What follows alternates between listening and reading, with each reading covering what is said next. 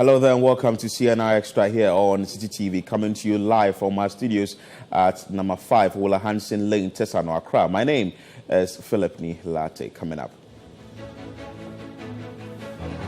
Ghana Water Company Limited recovers 1.7 million cedis from Printex as part of an ongoing revenue mobilization exercise to retrieve monies owed it. I have interacted directly with them, and I've seen how tough some of the customers are. They will want to give all reasons why they should not pay. And so, being the managing director, I become the ultimate authority. Coalition of Domestic Election Observers, Kodeye, calls for the resignation of Dr. Peter Apiahire and Hajia Salima Ahmed Tijani from the Electoral Commission. We accordingly call on Dr. Peter Apiahire and Hajia Salima Ahmed Tijani to do the honorable thing and resign. And Upper East Regional Secretariat of the National Democratic Congress threatens to sanction any regional or constituency executive found openly campaigning for any parliamentary aspirant ahead of the ongoing or upcoming elections on May 13, 2023. The vetting committee had cautioned the constituency and regional executives not to be part of the campaign. It's on CNR Extra. Deputy Lands and Natural Resources Minister announces 1 million jobs have been created under the Community Gold Mines Scheme. We are endowed as a country with natural resources like gold. So how do we then leverage on the gold for people to benefit responsibly?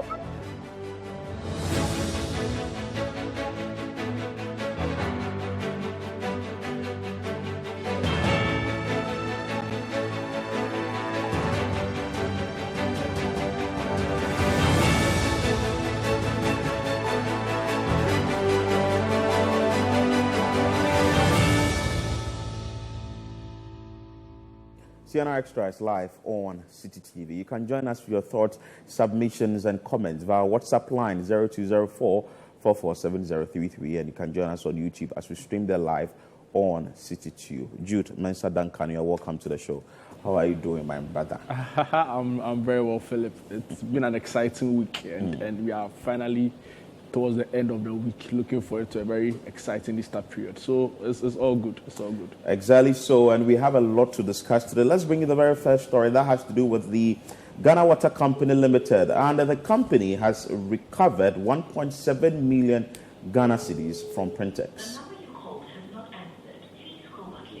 It has recovered 1.7 million from Printex out of the 3.4 million debt the company owes it. This action forms part of an ongoing revenue mobilization exercise by the Ghana Water Company Limited to retrieve monies owed by customers, particularly businesses in the Nungua district. There's more in the following report, filed by Rachel Engman and read by Hansen Ajiman. The Ghana Water Company Limited has commenced a nationwide revenue mobilization exercise to recover all arrears owed by customers. According to the company, due to hikes in the cost of chemicals and other products, the aim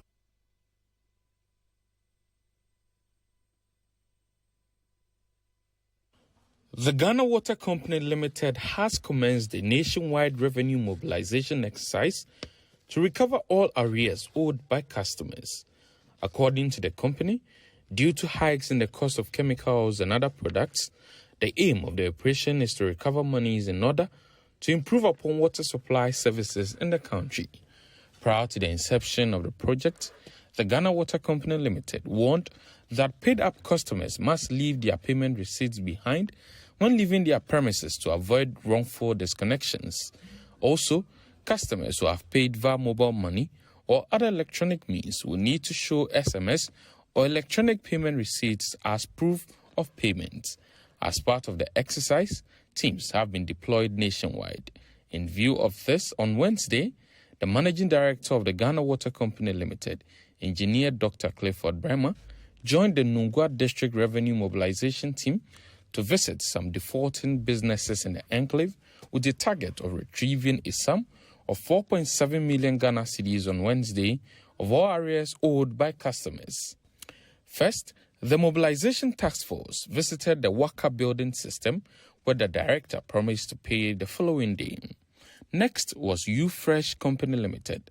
The company got disconnected over non-payment of water bills worth 163,000 Ghana cedis. Printex owed a total of 3.4 million Ghana cedis, of which the JWCL recovered 1.7 million Ghana cedis. The Ghana Water Company Limited recouped 38,000 Ghana cedis from Qatar Company Limited out of the 220,000 debt the alcoholic beverage business owes it. The managing director of the Ghana Water Company Limited, Engineer Dr. Clifford Brahma, addressed the media. It's not just about getting the money immediately, but also getting the education to the industries as to the reason why they have to pay. We had some challenges in September where the new tariff came, and we did some recategorization. And I've been telling them, when PURC calls you for the stakeholder consultation, go and concentrate on areas that affect you directly. This review you are going to do, how much are we going to pay per cubic meter? But if Ghana Water Company is giving out our costs and reasons why we are asking for 334%, and you are telling me it's so high, and I am telling you the reason why it's supposed to be so, we'll end up and you will not have what you need. Management of the Ghana Water Company Limited entreated customers to cooperate with the teams as they undertake the exercise in an effort to collect and mobilize the much-needed revenue to improve water supply service in the country. Managing director leaving his office and coming down to customer care assistance level to really interact with the customers and then to experience the challenges they experience. It's one of the learning points that you will never get anywhere. Because if I didn't come out onto the field, I'll only be taking stories and reports from them. But today, I have interacted directly with them, and I've seen how tough some of the customers are. They will want to give all reasons why they should not pay. And so, being the managing director, I become the ultimate authority.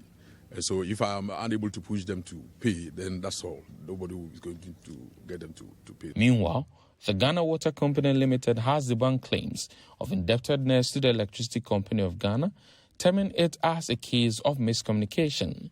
ECG in a media report alleged that the Ghana Water Company in the Volta region owed it 17 million Ghana cedis for power consumption. There was miscommunication elsewhere. Our regions do not pay for the production centers of Ghana Water Company for electricity. The headquarters does, and the regions are responsible for the payment of the office premises and accommodation, which they have been paying. And so if there are arrears on the region for a particular system, it has to be at the head office. And the head office also is being catered for.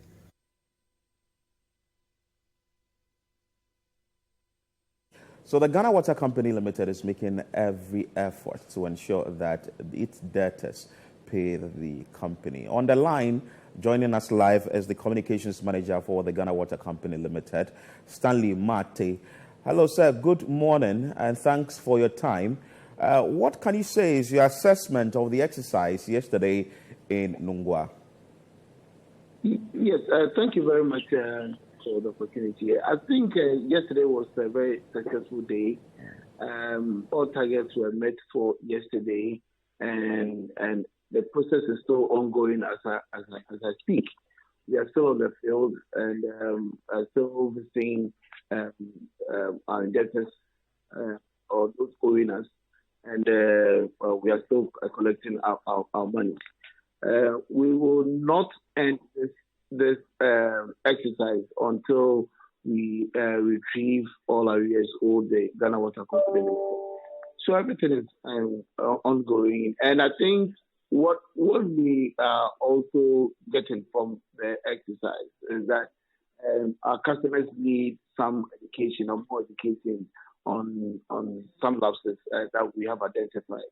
And so it's also a good opportunity for us to know what is happening on the ground and the challenges that staff of GWCL are facing. So Everything is fine. It's in order. We are happy about it. We are still in the process. So we learn and we strategize as we go on. Yeah, Stanley, if you can hear me, yesterday you visited production firms, let's put out manufacturing organizations. Are you going to move on to some residential areas, and what is the entire plan of this exercise like? Yes, we are not leaving any category of our customers unattended to. Okay, everyone,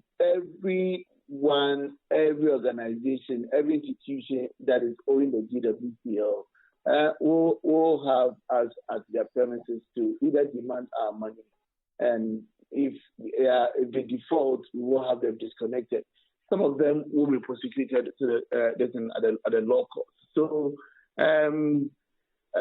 everything is ongoing. I mean, all the strategies that we put in place are working to perfection, and we are happy about it. Yeah. Your sister company, that is the Electricity Company of Ghana, has a target of 5.7 billion it wants to retrieve from its debtors. Do you also have a target you are looking at the end by the close of this exercise? Our customers are owing us 800 million cedis, and we are going all out for the 800 million cedis. And with this, you started in Nungwa, so which other areas will you be moving to?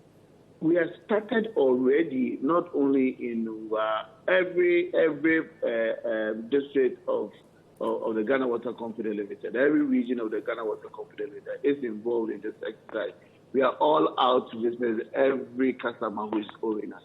So yesterday, the managing director joined the Nungwa team, and he had the media focus on him. That was why Nungwa was in the team. But all our staff, all our directors are in either one region or the other, or one district or the other.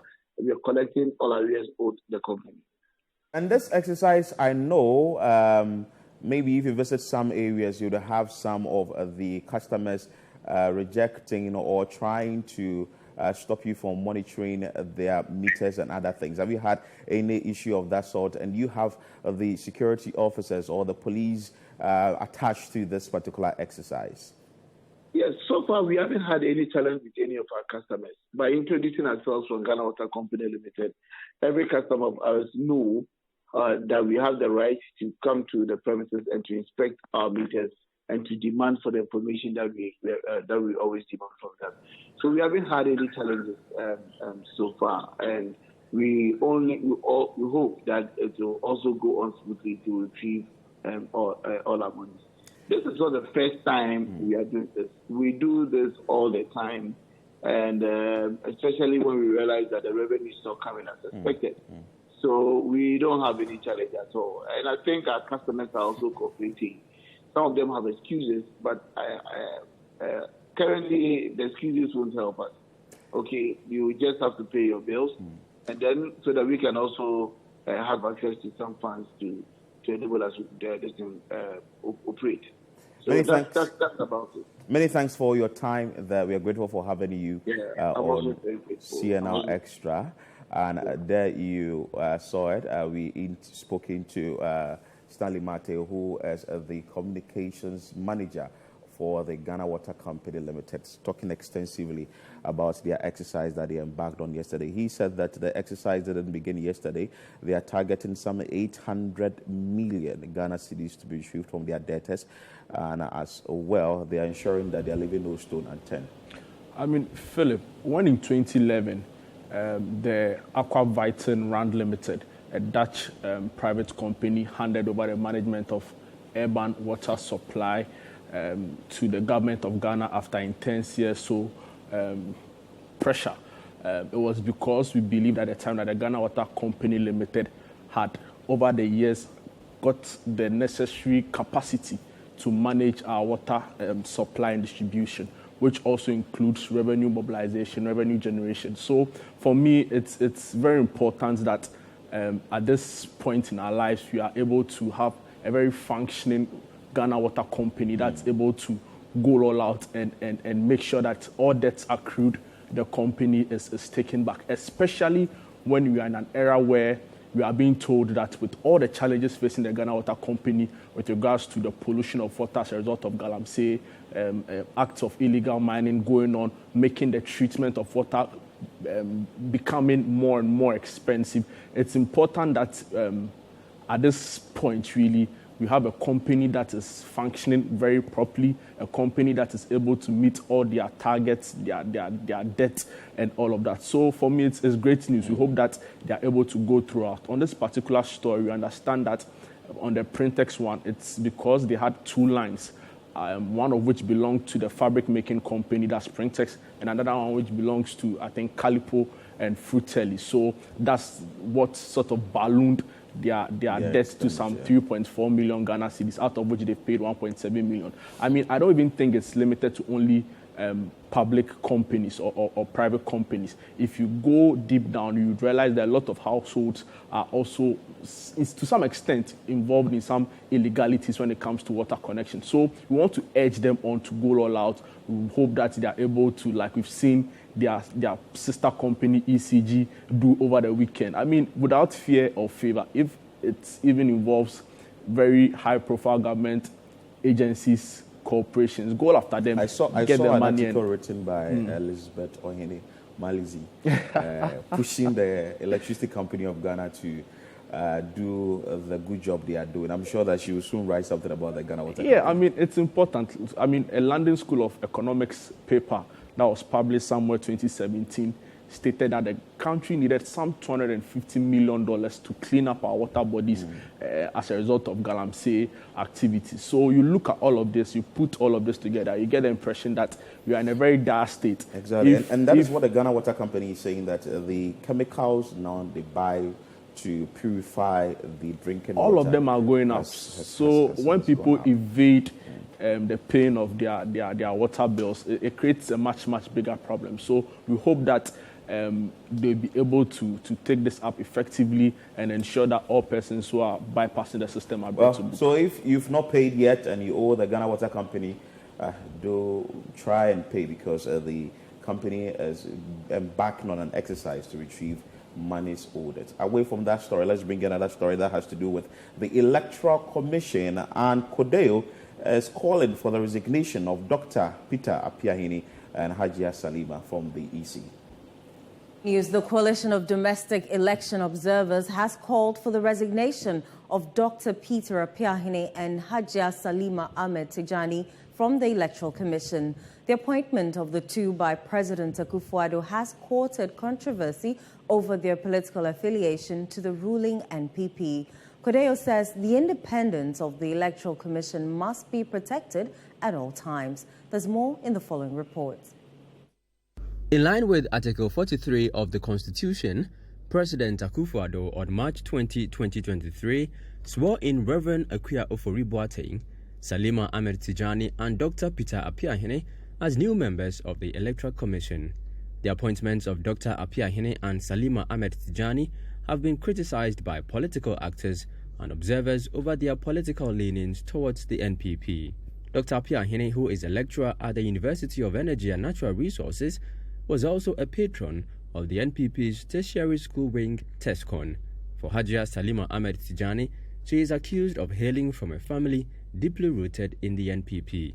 CODEO said at a press conference on Wednesday that the two must resign to preserve the independence of the Electoral Commission.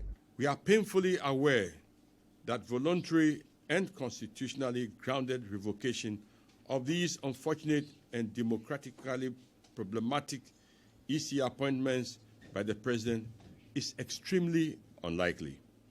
However, nothing stops the affected appointees, namely Dr. Peter Apiahene and Hajia Salima Ahmed Tijani, from voluntarily and honorably resigning from membership of the EC. This will be in the supreme interest of our country's continued democratic progress, election peace and credibility, and indeed the overall national interest.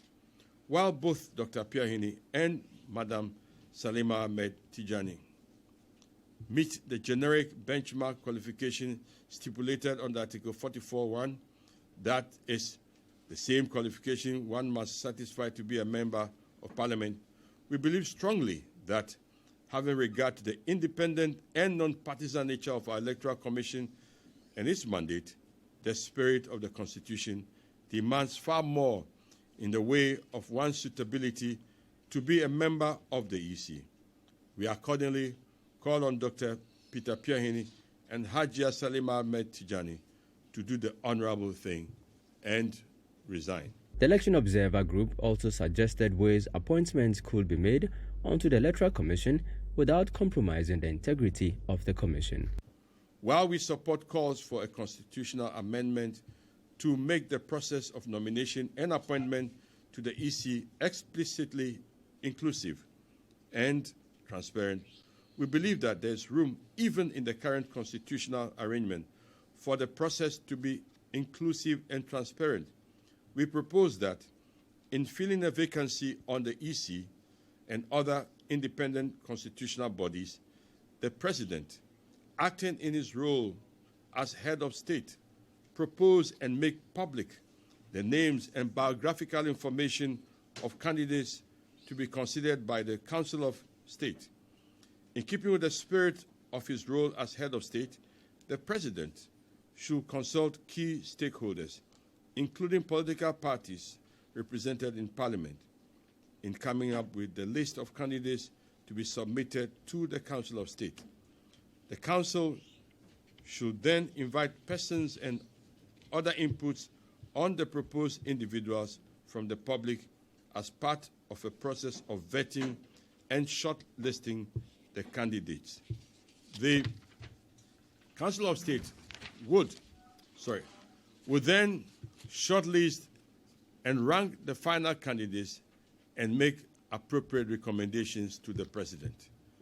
Some people have defended the appointment of Dr. Peter Piahini and Hajia Salima Ahmed Tijani onto the Electoral Commission because it is the prerogative of the President to make these appointments. But Kodeo's position is that the Electoral Commission is such an important state institution that you cannot have people of political color on that commission, and that's why the Constitution was specific in Clause B of Article 70 that the President shall not just consult the Council of State but make these appointments on the advice of the Council of State. They are therefore calling for the resignation of Dr. Peter Piahini and Hajia Salima Ahmed Tijani to protect the cross-party trust in the Commission. For Citi News, my name is... So Kodeo is asking the two individuals to voluntarily resign. And this actually started when the Boem MP, Kofi Adams, raised alarm when these two were appointed or were sworn in. There were actually three, but the last person, Reverend Ikuya, we've not heard much about her issues, but is that of Dr. Piahini and Salima, whose comment or issues have come out. The question that people are asking is, are we looking at their expertise or we are looking at their political affiliations? And if they are fit for the job, why don't we go ahead and just let them be in there and just execute whatever they are there to do? I mean, Philip, talking about whether or not they are fit for the job, the Constitution of Ghana clearly stipulates who can be appointed to serve on the Electoral Commission in Article 44(1) of the Constitution. It says that anybody who is qualified to be a member of Parliament, who fits the criteria of a member of Parliament, can be appointed per the person is going through the process, and of course the discretion of the President, can be appointed to the Electoral Commission. And we know about persons who can be appointed or who can the criteria, of people who can be member of Parliament in Article 94. So that's clearly stated out. And for me, listening to Reverend Dr. Fred Digbe of Kodeo, I mean, he's well known in the space. I mean, you get the impression that it doesn't appear for me as a public attack on the persona of these two individuals they've raised issues against. I mean, if you listen to him clearly, it's not really about whether or not their competence is in question, but for them, it's more about what they say appears to be some, there's not a moral congruence really, because at the end of the day, we know or we've come to believe, as it has been widely reported in the media, that Dr. Piahini, for instance, is a TESCON patron. at the University of Energy and Natural Resources, where he is the dean or he is the head of department for the computer science department. So for me, a person like that, it brings very serious questions that we need to look at. I mean, because once you are politically exposed like that, definitely the opposition are going to raise concerns as to the fairness, really, of such a person when we are looking for someone who's supposed to be an arbitrator to some extent. Citi has said that the exactly in the EC has dwindled. Do you think that this can also further cause the public less confidence in the public pressure is building, so it'll be interesting how this plays out in the coming days. But like I'm saying, it's very important that we begin some of these conversations now ahead of 2024. And for me, like I'm saying, this appears to be a very well-reasoned approach to it than we saw from some MPs and some other people on the other side of the political divide some time ago. I mean, we had calls that, for instance, someone like Reverend Ikea Boateng, for the mere fact that she was appearing on Asase, really, because of that, she wasn't fit to. And for me, those arguments didn't hold any water at all. Do you think that these two EC board members will resign? I mean, the Constitution also states the process, really, that some of these things would have to go through. I don't think it would be up to their discretion alone. It would have to be in consultation with other people. But of course, if they feel that at any point, for whatever reason, they want to bow out, to be left to them, really. But I believe that it's a national conversation that should be had. I mean, all stakeholders come on board. I believe that at the next IPAC meeting, for instance, this should really come up strongly. And I even expect the NDC to take it up strongly because, I mean, in the face of it, really, it doesn't create a fair so this is towards the free, fair, transparent election. Exactly. And you think that if the two, or what could they say, if the two are there, Ghanaians wouldn't really be setting in their mind. Yeah, and like I'm saying, free, fair, transparent elections. It's not necessarily about their competence or whether or not these two said individuals are going to do the bidding of one particular party as against the other. It's really about principles, really. So, I mean, come to think of it, if it was the other way around, if the NDC government... Big question of that. Yes, would still raise questions about it nonetheless. So, for me, once the person is politically exposed, there are videos of him at party events, there are pictures of him on radio speaking as a party rep on national radio, on national TV. For me, it raises a very big moral question, really. And it's really about principles, really, because at the end of the day, I mean, the EC is supposed to be seen as a referee. Imagine you are going to play a football game, a World Cup final involving Ghana and, let's say, Nigeria, and the referee comes in Ghana. It comes in the Ghana jersey. You can imagine the public and goes to the dressing room to change into a referee attack. We still have confidence in that. Before the game, the referee appeared on radio talking about how he fancies the chances of Ghana going. I mean, it won't create a fair situation. Well, so I believe that it's going to be a long haul on this particular one. But the question we still keep asking is that, do you think that these two will resign? And do you think that the president will also heed to the calls of Kode asking the two to be taken off their duties or whatever is happening at the Electoral Commission as a story or an issue that we wait to see the reaction from the various stakeholders? Let's move away from that story and bring you another story that has to do with the Lands and Natural Resources Ministry. And the Deputy Minister says that the Community Gold Mining Scheme has already created some jobs. The Deputy Lands and Natural Resources Minister, George Mrekuduka, says the Community Gold Mine Scheme has already created over 1 million jobs, which is real for the major mines in the country to create.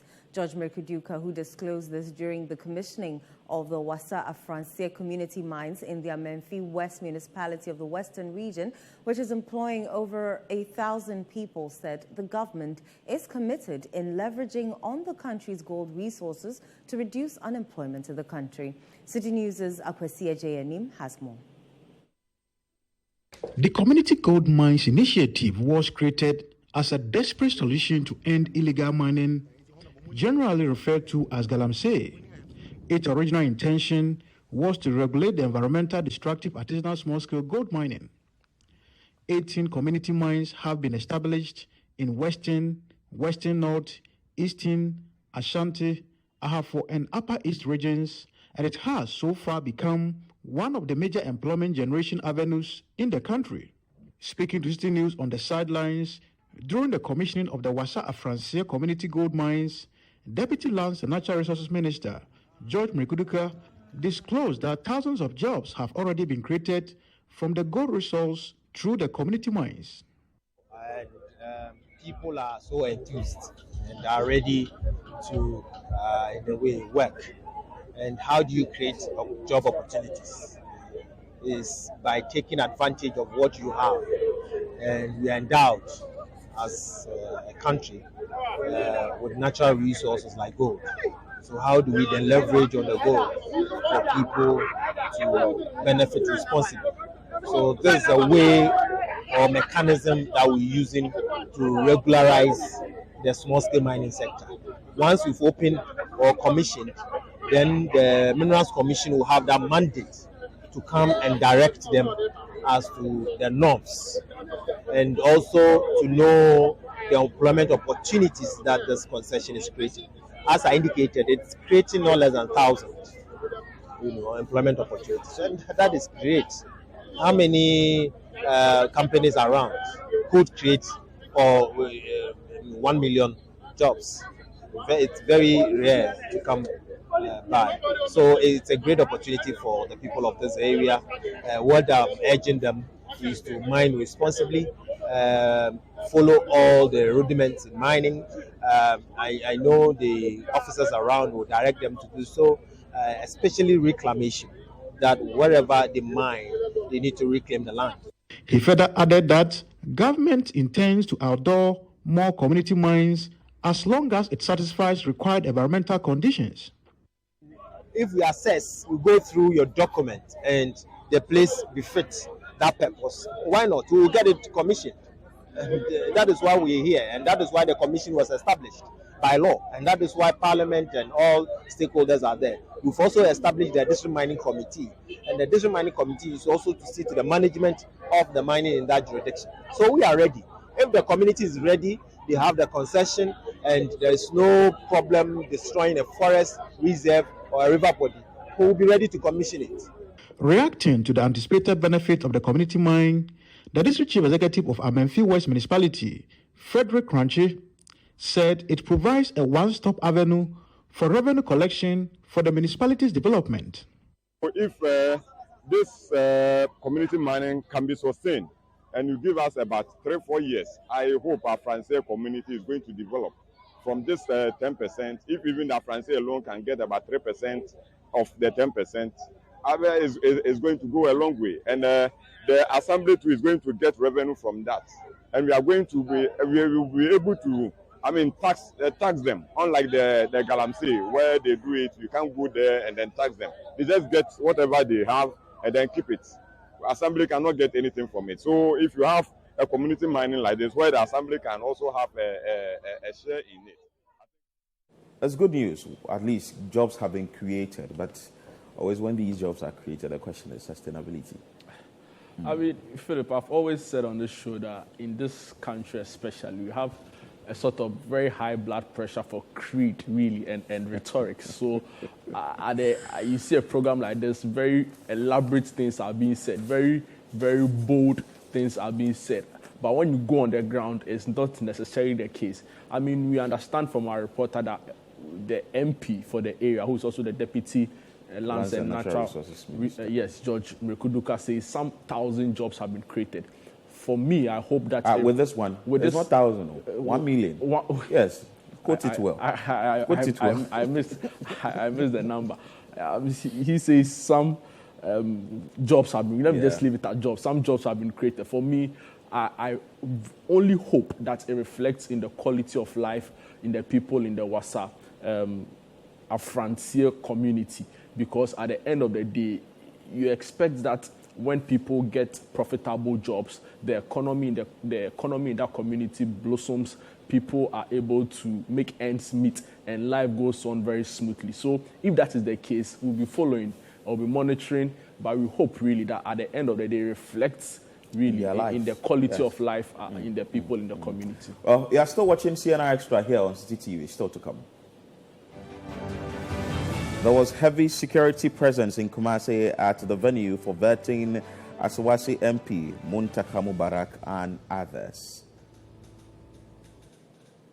Stay with us, we'll be back with more stories.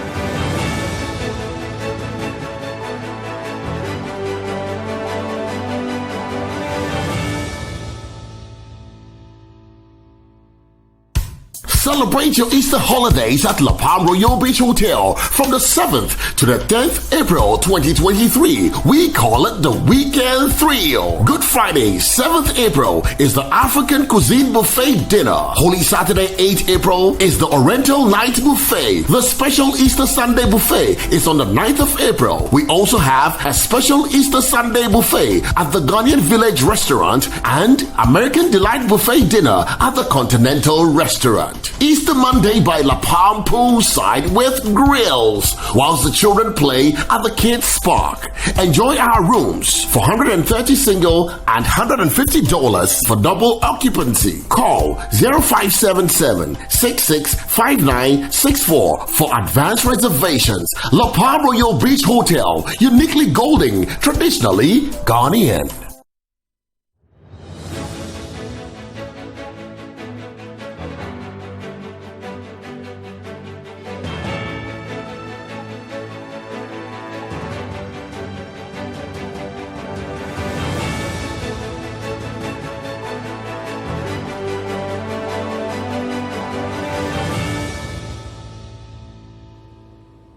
Welcome back. Let's bring you more stories and let's take you to the camp of the National Democratic Congress. Yesterday was the final day for vetting of the parliamentary candidate hopefuls. Let's bring you what happened in the Greater Accra region. You're welcome back from the break. Let's do some more stories now. The final day of vetting for the National Democratic Congress parliamentary aspirants in the Greater Accra region earlier on Wednesday delayed for close to 2 hours. The committee struggled to control supporters of some aspirants who were determined to have access to the vetting room to witness the exercise, hence the delay. My colleague Akosia Oche was at the regional head office and has more in the following report. Today, Wednesday, is the last day of vetting for NDC parliamentary aspirants within the Greater Accra region, happening here at the regional headquarters. Now, I must say that from Monday to Wednesday, it has been a 6-member committee together with the regional executives spearheading this particular process. Today, Wednesday, we were expecting that the aspirants from Lejokuku would come in here at 9 to start vetting. Well, I must say that they did come at 9, but the vetting couldn't start at the exact time due to a confusion that broke out between some supporters of different aspirants in the constituencies that are supposed to have been vetted today. Well, basically the confusion was that most of the supporters wanted to get in there, have access to the vetting room, which the security did not allow, and so that was what ensued here earlier in the day. After minutes of confusion here, calm was restored and aspirants began going in there to get their vetting done. And some of the members of parliament, that's the incumbent MPs who are seeking to be re-elected, are just hopeful that they would win this election hands down. Now you can see the end from the beginning. This will tell you that come 30th May, I'm winning hands down. And then we'll proceed to the general one, that's 2024. We are returning the seat. Yes. I'm happy that I went through smoothly. I provided my CV. All the panelists are aware of my contribution to the party. They have reviewed my CV and are very confident that in Ashayo Dampton, NDC Tema East has a candidate that will win the seat again. People of Dade Kotopo are aware of what I have done to call on the government to reconstruct the La General Hospital, and they haven't done it. And we know His Excellency John Dramani Mahama has done it before. That is why I'm calling on the delegates that when 13th of May, when they vote with Anod Oleswa, they should vote for John Dramani Mahama because he is the man coming to construct the La General Hospital for the good people of La. Some of us are fasting. We're in the month of Ramadan. May Allah accept our prayers. It went very well as an incumbent MP. Some few questions were raised, but by the grace of God, we were able to answer them smoothly. So I didn't keep much in the voting room, so I was successful. At the end of the day, they balloted, and by the grace of God, I got number 1.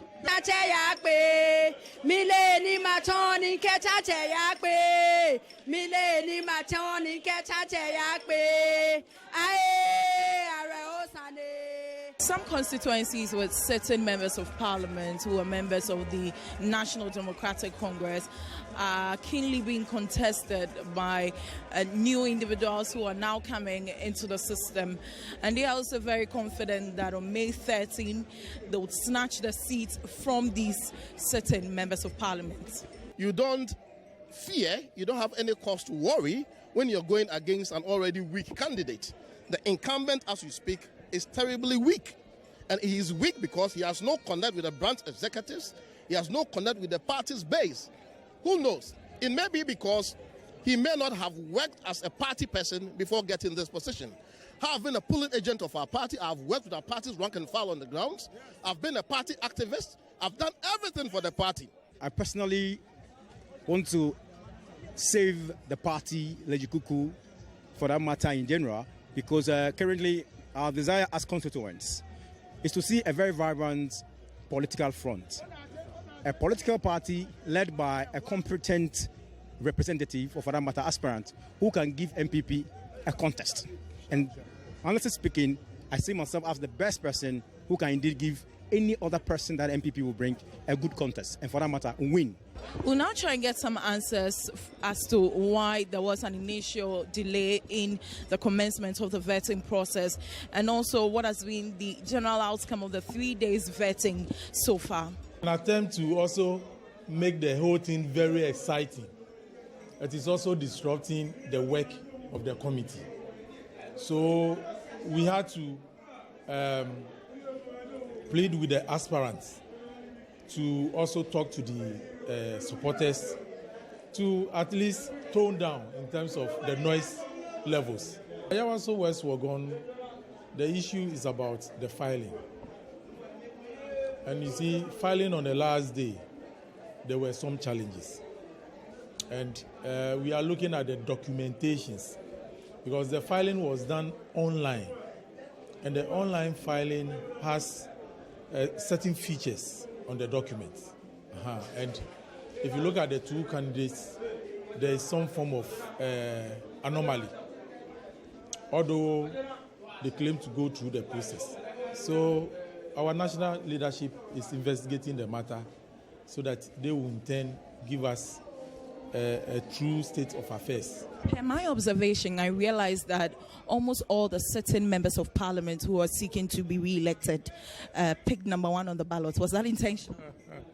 That's very interesting. People are saying, why are MPs picking 1? We don't pick for them. We don't. Coincidentally, they all pick 1. That can be true.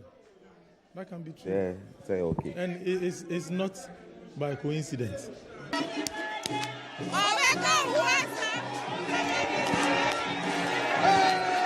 Reporting from the regional office of the National Democratic Congress, my name is Akosia Ochiri.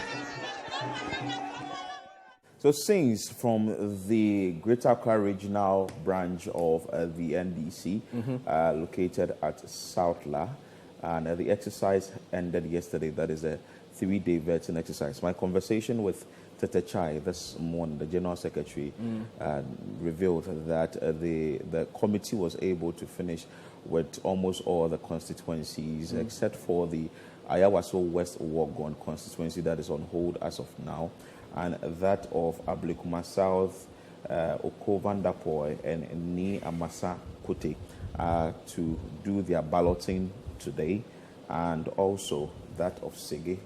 They are doing some investigations on the Sege constituency and the aspirants there. Just your thoughts briefly on the Greater Accra one, then we go to the Ashanti region quickly.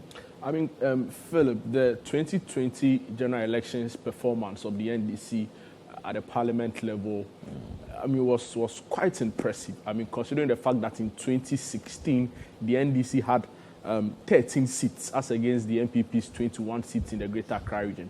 4 years on, they went into the election, came out with some 20 seats as against the NDC's 14 in Greater Accra. So you see that it almost just flipped like that. I mean, it's interesting because of so many other factors coming into play here. I mean, on a constituency level, for some, it's even constituency specific as to what accounted for this. So it's always going to be a very fiercely contest because of some of the things we've seen. But for how well the party have done, or for some of the seats they were able to overturn, I don't foresee a very clean sweep of the incumbent MPs because of how well they worked for the party in 2020. I mean, but it's politics, really. Anything can happen. When they go to the voting booth, it is just between them and the voting paper. That's why... It's interesting, but like I'm saying, after the performance of the NDC at the parliamentary level in 2020, I don't foresee a sweep of the current incumbent MPs. That's what Sir in John, the party. the late Sir John said, fear delegates. But let's take you to the Ashanti region and bring you what happened there yesterday on the very last day of the vetting exercise. Let's head to the Ashanti region now, where a total of 85 aspirants have been cleared by the vetting committee of the National Democratic Congress to contest the parliamentary primaries in 36 constituencies in the Ashanti region. The committee is, however, urging the aspirants to be decorous in their campaigns. Citi News' Ashanti regional correspondent Hafiz Tijani reports. It was a charged atmosphere at the Ashanti Regional Office of the National Democratic Congress amidst heavy police deployment as parliamentary aspirants from the Aswansi constituency take their turn in the ongoing vetting. The incumbent Member of Parliament for Aswansi, Muntaka Mubarak, and his contender, Masaudu Mubarak, have successfully gone through the process and were given their positions on the yet-to-be-printed ballot for the primaries. Supporters of both aspirants thronged the vetting center amidst chants in a contest that is attracting a lot of attention in the Ashanti region. We are tired. Honorable Muntaka, we won't discredit him. Whatever he can do, he might have finished it. In everything, there's a time to start and there's time to finish. All of us are delegates in Aswansi constituency, and the incumbent MP, Honorable Muntaka Mubarak, deserve another term. The incumbent, Muntaka Mubarak, after the vetting, told journalists that the support he received from party members is an endorsement to retain the seats. All of us are delegates in Aswansi constituency, and the incumbent MP, Honorable Muntaka Mubarak, deserve another term. The incumbent, Muntaka Mubarak, after the vetting, told journalists that the support he received from party members is an endorsement to retain the seats. I know that it's a journey of trying to rebuild Aswansi, to make Aswansi the envy of the whole country. We are on the run, we are on the move. Everybody will attest the fact Aswansi is an envy of Ashanti region, but we want it to be the envy of the whole country. Are you deterred? Why will I? Why will I? I mean, if you know the journey I have gone through, even my personal life, I have fallen several times and I've woken up several times. Masaudu Mubarak, on the other hand, insists he is the right person to represent the Aswansi constituency. We haven't had much in terms of human development or progress. So inshallah, when they say change, they mean progress for the people of the constituency. When they say change, they mean an Asawasi MP who would be corruption-free. When they say change, they want an MP who would fight for the interest of Ghanaians. In the Ejua-Sechidumasi constituency, 4 persons, including the former constituency chairman, are contesting the incumbent MP. They are preaching skirt and blouse. This type of pronouncements, we met it in 2012. and we don't want to meet it anymore. The Edra MP, Mohamed Bawa Brema, is confident of winning the contest. None of them is a threat. I tell you, we have 1,470 something delegates. I assure you, I'm not going to clinch less than 1,000. I give you the mind. The Kumewu constituency seat is now vacant following the demise of the sitting member of parliament. The NDC aspirant, who is going unopposed, is hopeful his party will capture the seat from the MPP. But we were prepared a year ago because we have taken that seat very seriously. We need to take that seat back for NDC. The vetting committee summed up its report after the process. We received 5 petitions so far during the vetting. We vetted 25 aspirants on day 1, 35 on day 2, and 25 on day 3. In all, we vetted 85 candidates. We had 71 males and 14 females. So the female percentage is 16%. And I think that is an increase from what we had in 2020. So we want to say kudos to our female comrades. The aspirants have returned to their various constituencies to begin active campaigning. Now, the party says it will soon decide on when to hold vetting for the remaining 11 constituencies in the Ashanti region. Hafiz Tijani, Citi News, Kumasi, Ashanti region. So it's obvious that the positions will be keenly contested in the Ashanti region as well. The MPs are hopeful, the sitting MPs are hopeful that they are going to win. The new ones who are coming, the first timers, are also hopeful that they are going to snatch the seat. Interesting days ahead. I mean, Philip, if you have an MP incumbent for that reason in a region that is largely considered as an MPP stronghold, going into an election and you have to seal some 11 of your constituency executives, it's definitely always going to be a very difficult race for you, especially with everything that has happened in Parliament, having him being removed from his role as whip of the minority and everything that's going on. I mean, not too long ago, we also heard him come out to say that as a party in Parliament or as a caucus, they have to start thinking beyond partisan lines, not have entrenched positions in Parliament. I was asking myself, when did this come up? At the time when the party in Adabraka had issued a warning, a stern warning for that matter, trying to whip everybody in line. So, I mean, it's always going to be a very difficult one for him. But, I mean, Mutaka is a hard nut to crack. I foresee him pulling some strings and making it through. If you watch the report that was just aired, you see the kind of support he has, very die-hard following. So it's going to be interesting. And like I've said, you have a general secretary of the party who was on his WhatsApp status doing a roll call of people. You have more conversation on this. I know it's early days yet. The vetting has just ended. Now the aspirants will now have to campaign. The elections proper will happen. But we'll take it to other parts of the country, how the vetting exercise ended there after this break.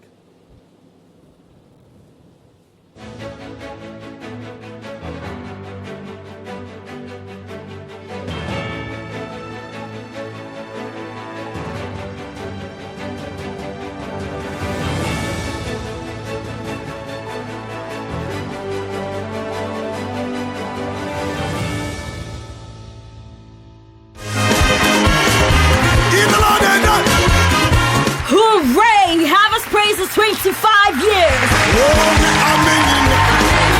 Come and let's celebrate 25 years of sharing his story and his praise. Ministering at the Silver Jubilee edition is praise and worship legend Don Moen. God is good all the time. The young, sensational and anointed minstrel Moses Bliss. Miracle noted by Jesus. And the host choir, the Evergreen Harvest Gospel Choir. As always, Harvest Theatre will deliver a soul-inspiring drama performance. Join us at the UPSA Auditorium on Good Friday, 7th April 2023, 4 p.m. sharp. Tickets, single, 80 Ghana cedis, double, 150 Ghana cedis, and VIP, 150 Ghana cedis. Dial star 725 star 1155 hash on all networks and buy your tickets now. Tickets are also available at Airport Shell, Bachana Total, Sunny 88.7 FM, and all Harvest Chapel branches in Accra. Children are not left out. Children from ages 5 to 12 will enjoy an awesome experience at the HP Kids session featuring King's Kid, Louis Pascal, Kata Harry, and many more. Entry is free for kids once you purchase an adult ticket. Come, let's celebrate. It's the Silver Jubilee. Harvest praise. Get your praise on. See you there.